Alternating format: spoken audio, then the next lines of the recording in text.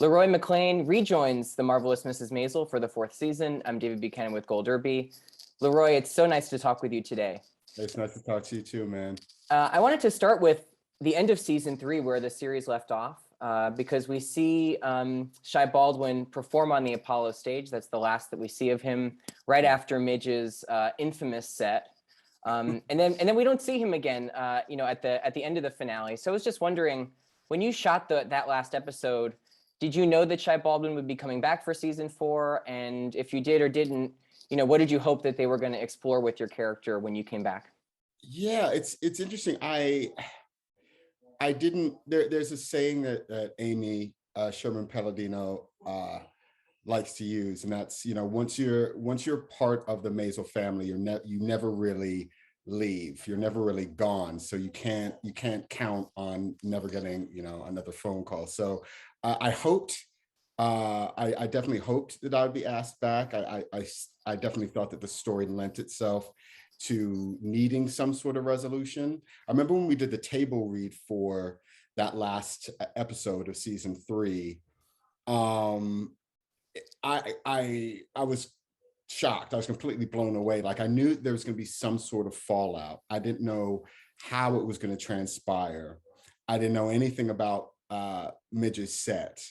And then the fact that Shy does not reappear after he does his set. I had this. I was like, no, you got to bring me back. I got to say something. I feel like I would say something. I would say this, and I would yell at her for that, and I would cry, and I'd feel betrayed, and so I kind of left season 3 with all of these feelings as Shy, still wanting to come out, to be birthed. And so I'm glad that Amy continued on with his story. I definitely, in terms of what I hoped, I definitely wanted an exploration of that fallout, some sort of exploration of what that would mean for Shy, like just how dangerous. I mean, I know I don't have to explain to you, but you're talking about 1960s America. I mean, you still had Black men being lynched in parts of the country simply for breathing, right? And so you had, on top of that, also being gay and also being a public figure. I mean, it's just a powder keg, right, ready to go off. And so I was definitely hoping that would be addressed, and that would be explored, and that Shy would be able to give voice to at least some of that. Yeah, I think the audience really wanted that too, and Amy and Dan certainly knew that, because we get a lot of that when you return in season 4, which is terrific, and we'll get into those scenes. But I wanted to ask you too. We kind of, the first time we see Shy again is on TV. He's just gotten engaged, and then Midge and Susie are surprised when they get wedding invitations to Shy's wedding. Shy says he doesn't know anything about it. It was the PR team. But I wanted to ask you, as Shy, whether he knew about it or not, do you think he's happy that Midge is at the wedding to kind of have that closure? Do you think Shy was looking for it himself? Yeah, I do. I think that what was built between Shy and Midge was a genuine, real friendship. That's, for me, was one of the most exciting elements of the arc. Shy throughout, up until the end of season 3, was that development of a very unique friendship that he finds with this, Upper West Side Jewish woman that he probably never saw, coming his way. And so I would think, I feel that Shy needs, if not to hug and make up and be friends, to at least have his say with her, and to let him know how he felt he was transgressed by her set. I think that was definitely welcome for him. Awkward, of course. It's at a wedding, it's in a bathroom, but what better way to have that conversation in the place where they initially met. I think that's definitely poetic. But I think I think definitely. Maybe it's a lot of LeRoy bleeding into Shy, but I definitely think that he welcomed her presence there for many reasons. Yeah, and I want to ask you specifically about that great scene between Shy and Midge. But before we get to see that, we see a lot of like performance from Shy. Number one, we do see a bit of a song performed. Shy's new single is performed on stage. But the whole time Shy is at the wedding, he's giving a performance, right? So I just wanted to ask you, how painful do you think the whole day is for Shy? Because obviously he says that he likes the girl that he's marrying, but we know the reasons why he's doing it. So how hard is it for him, you think, to just get through the day? I think, your question makes me think back to one of my favorite scenes that we shot so far, and that's on the boat in Miami, where Midge is trying to ferret out like who is this guy, this enigma that I'm touring the world with. And Shy has that line where he says, if I weren't Shy Baldwin, I don't know who I'd be.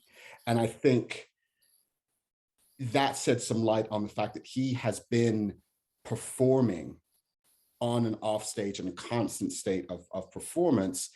Maybe not when he's around Reggie, but other than that, since he was a kid, I think. But I think now when you see him at the wedding, it's like ratcheted up to level 11 at that point, because now he no longer has Reggie. He no longer has his band, that love-hate relationship that he has with them. He doesn't have any of his familiars around him. The only person that he does have is Monica, who has kind of been part of his, you can clock, has been part of his entourage all along, but he has nobody. And so he doesn't even have the space.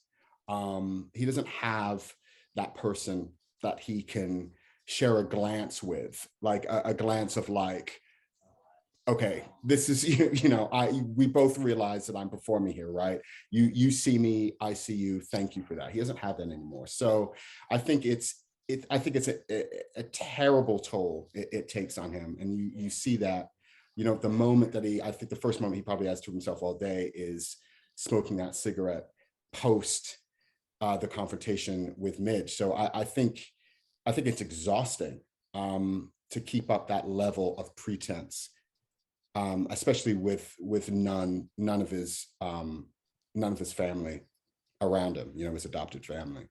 Yeah, there's so much to unpack in your answer, but let's go to that. Let's go to that last scene, which is really beautiful but heartbreaking too. Without kind of dispelling some of the magic of what you're doing there. What's going through your head when you're shooting it? What is Shy thinking about in that moment? He doesn't know that Midge kind of catches him there, but what do you think he's, is he just kind of digesting the day? I think, at that moment, I think, first of all, we shot that scene. I think it was probably about 2:30 in the morning in Manhattan. And so it was already dark and desolate. But I think for him, I think he's charting a way forward in his head. I think it's all right. So Midge has kind of said no to the olive branch, doesn't want, anything to do with him. So he's literally staring down the barrel of a lifetime of being alone, constantly performing. And I think that for him, that's a real gut check moment. It's a real, this is my life. This is what my life is going to be. This is what my quest for fame, this is what it's cost me. This is where I am. What do I have left? I think he's in that moment. I think he's definitely taking stock of what is this life? What's in front of me? What's behind me? What have I left behind? I think everything's kind of coming to a head in that moment for him. And it's definitely one of the, even though it's wordless, it was definitely one of the more difficult things I've shot. Yeah, I can believe it. The dialogue too. Speaking of, that wordless scene, the dialogue is so interesting in this episode for you because you and Midge have that Rachel have that really long scene Yeah, together, and it's so rich. The dialogue is great, but it's also it's slow, right? The pace of Maisel is usually so rapid, and this is a really nice kind of deliberative and thoughtful moment. yeah, So I just wanted to ask you about, number one, shooting that with Rachel. You worked together so much in season 3 to reunite, yeah. after the pandemic, and just finding the kind of rhythm of that scene. Yeah, I think we, in true Maisel fashion, I think if I remember rightly, our first run through of that scene was quite fast. It was quite at Maisel speed, right? Which is the speed of light, speed of thought. And Scott Ellis, who was our amazing director for that episode, he was like, we can, you guys, you and Rachel have earned the right to really take your time in this scene. And it felt very luxurious. It felt, at times you're wondering if you're being overindulgent, right? Because, there's a lot of, this pregnant pauses. I think the way the scene is written, it's very,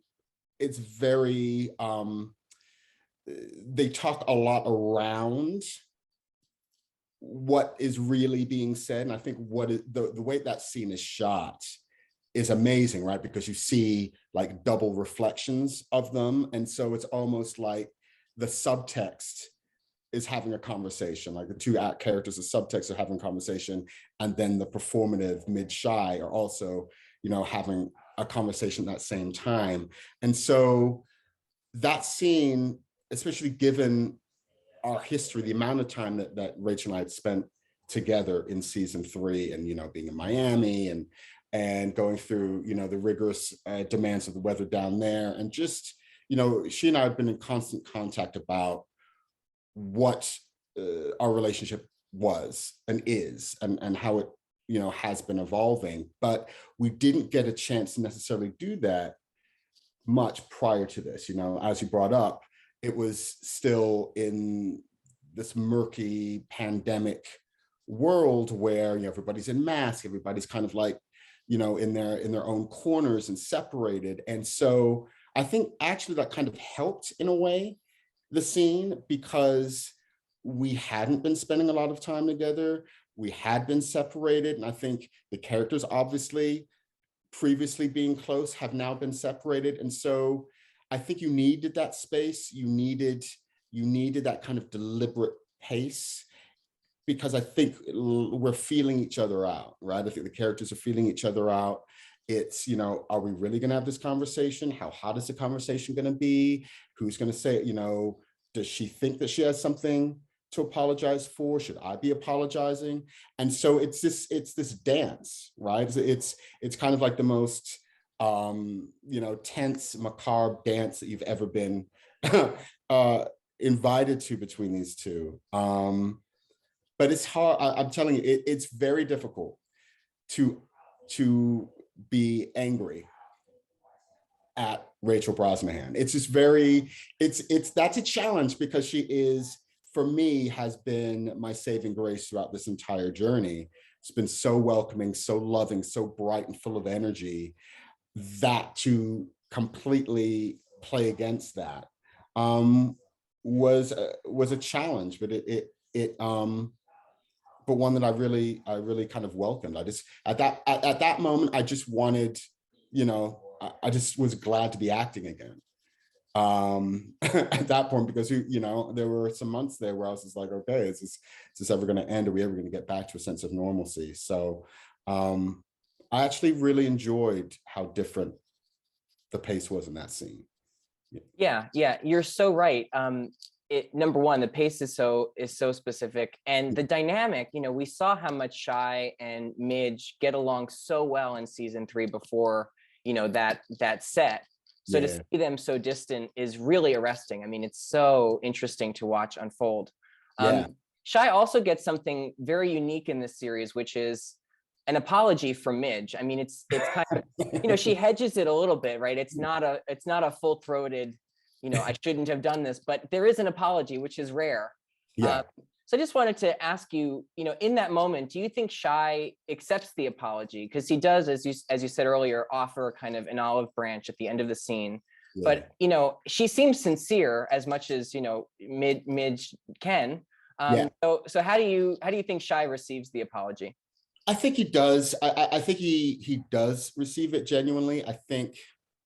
He I think what draws him to Midge in season 2, in that initial bathroom scene, it's that kind of when you meet people that like are now your good friends. Yeah, you may not be able to pinpoint exactly what it is about that person, something about their energy. It's just that X factor. And I think obviously he comes in to that scene so heated with a lot of resentment, a lot of bitterness. I mean, his world has been completely upended, but there's something about who Midge is as a being that I think he understands who she is, when she says that like she never would have intentionally done that. I think there's definite truth in that. And I think that like when Shy thinks about it, yeah, she hasn't been demonstrative of anything, you know, overtly mean, brutal, dishonest towards him. And also that coupled with the fact that I think he is so desperate and so in need of companionship that any kind of lingering resentment that he may have and probably does have, he's willing to overlook or at least compartmentalize so that he can have that bond back, right? Because, you know, as I said earlier, he's floating in the sea without a life raft here. He has nothing to hold on to. And so seeing her is such a welcome sight, even as you know, uncomfortable and dark and as the situation may be. And so I do think he takes it as genuine. Of course, there would be many more conversations that would be needed in order to, you know, get back to where they were. But I desperately think that I definitely think that he desperately wants to start that journey of mending this bridge so he can have her in his life. Yeah, speaking of, so many places that this relationship can go. So before I let you go, I want to ask you, do you know at all if Shy will be back in season 5? We had a hint that Shy is going to be in a Billy Wilder film. Mm-hmm. That sounds like a tantalizing thing to see on screen. So any Yeah. hint of, will Shy be back, or can you even tell us that? I can honestly say that I don't know. And if I did know, I wouldn't be able to say. But that's coming just complete honesty. Like, I have no idea. You know, they have my number. They know who my reps are. I would definitely be willing to don those suits again and you know, continue that journey. But you know, you never know, right? Well, I would love to see Shy Baldwin again. I know the audience would love to see Shy Baldwin again. LeRoy McClain, thank you so much for talking to Gold Derby, and congratulations on the 4th season of The Marvelous Mrs. Maisel. Thank you so much. It's my pleasure.